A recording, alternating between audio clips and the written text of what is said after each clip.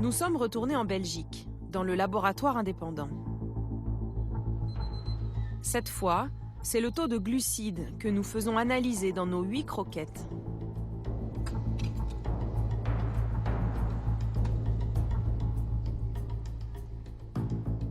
Résultat, en moyenne, plus de 40% de glucides dans nos paquets.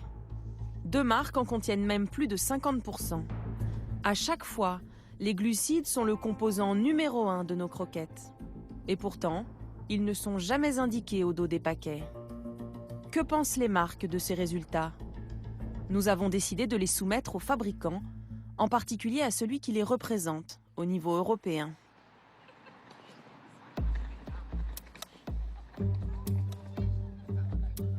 Car c'est ici, à Bruxelles, que tout se joue. Avec d'un côté les institutions européennes, leurs fonctionnaires et leurs parlementaires. Et de l'autre, cet immeuble où siège la FEDIAF, une fédération qui regroupe tous les fabricants d'aliments pour chiens et chats en Europe. Tu peux m'envoyer l'invitation pour notre réception? Yes, sure. Comme ça, j'invite la Commission européenne. Okay. Et tu me fais la liste qui a déjà répondu. Okay. Combien on sera? Pas de doute, c'est la bonne adresse. Thomas Meyer, un Allemand, est payé par les professionnels du secteur pour suivre l'évolution de la législation et défendre leur point de vue devant les fonctionnaires européens. Ils ont leurs idées, très souvent en protection des consommateurs. Et nous, on revient, mais il faut aussi voir les intérêts de l'industrie. Il faut avoir une voie proportionnelle. Et c'est ça ce qu'on fait surtout, d'expliquer à la Commission ce que vous proposez là ne peut pas marcher. Thomas Meyer est ce que l'on appelle un lobbyiste. Son bureau n'est qu'à 3 km de la Commission européenne. Ce chemin, il le fait très régulièrement pour aller dispenser la bonne parole des industriels. Voilà comment il s'y prend. Les fonctionnaires sont de grands experts dans plein de domaines, mais ils ne peuvent pas savoir tout. Donc je dois venir avec des bons arguments, des explications, parfois avec des dessins, pour dire comment ça fonctionne en pratique dans une usine. Donc si on applique cette loi, ça ne peut pas marcher dans une usine, parce qu'une usine ne fonctionne pas comme ça. Donc ça, il faut expliquer. Et si on explique bien, ils comprennent. Les efforts du lobby ont fini par payer.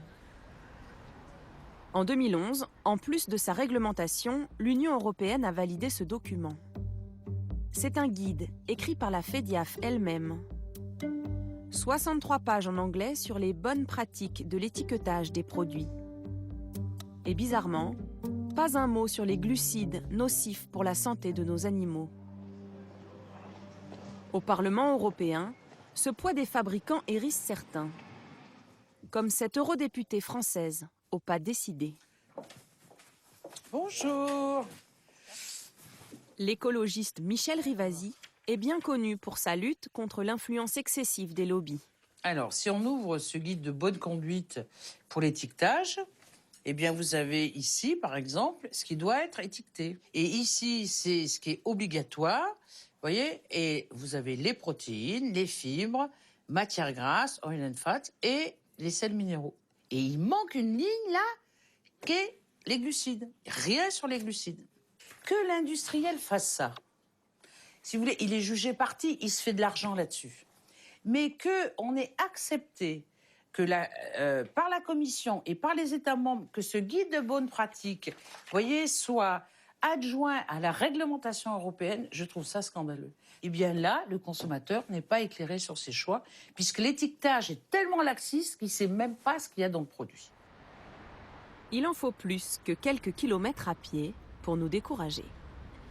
Alors nous sommes retournés au siège de la FEDIAF avec le guide de l'étiquetage. Dans le guide de bonne pratique de l'étiquetage, il y a 63 pages. Il n'y a pas une seule fois mentionné le mot glucides. C'est vrai que les animaux n'ont pas besoin de beaucoup de glucides, mais il y en a. Mais si vous allez analyser un produit, vous n'allez pas trouver beaucoup de glucides. On a fait des analyses. On a trouvé en moyenne 46% de glucides. On a même 2 paquets qui dépassent les 50% de glucides. Et vous trouvez que c'est pas beaucoup?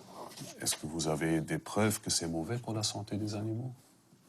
Pourquoi ne pas inscrire ce taux de glucides? Est-ce que l'industrie a quelque chose à cacher? L'industrie n'a rien à cacher en termes d'ingrédients utilisés.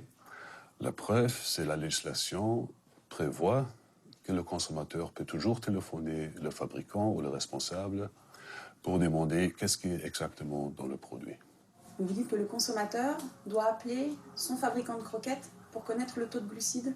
Pour comprendre combien de nutriments sont dans le produit, il peut téléphoner le producteur. C'est pas plus simple de tout écrire sur un paquet?